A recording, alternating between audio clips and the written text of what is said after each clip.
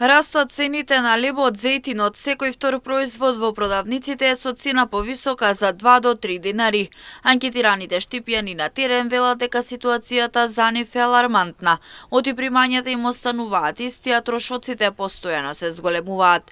Се купува она што е најнеопходно и за што мора да се издвојат средства за да се преживее и да се врзе крај со крајот први до први во месецот. Па има.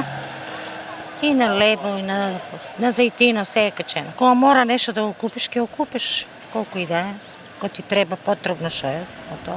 По 5% покачување, оно не се познава одма, ама на цената на крајот на месецот почне да стагнира. Па сигурно повеќе од половина артикли се покачени. Секој ден разни цени. Кога да влезеш, под динар, 2-3, зависно од артикулма, секој ден има промени на цените. Затоа што многу стана скап живота, а примањата се помали и помали. И за вработени, и за пензионери, и за сите е потешко.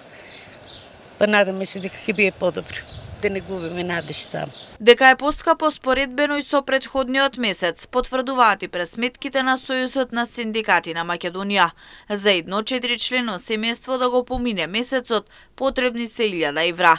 Само за храна и пијалоци се одвојува една минимална плата, односно 21.952 динари или 36,4% од вкупниот износ на минималната кошничка.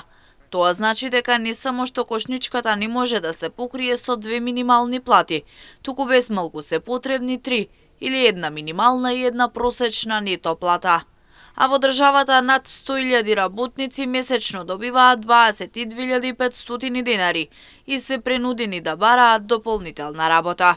Инаку во однос на месец јануари годинава, кога минималната синдикална кошничка изнесуваше 57.163 динари, овој месец таа е зголемена за 3.162 динари, односно за 5,5%.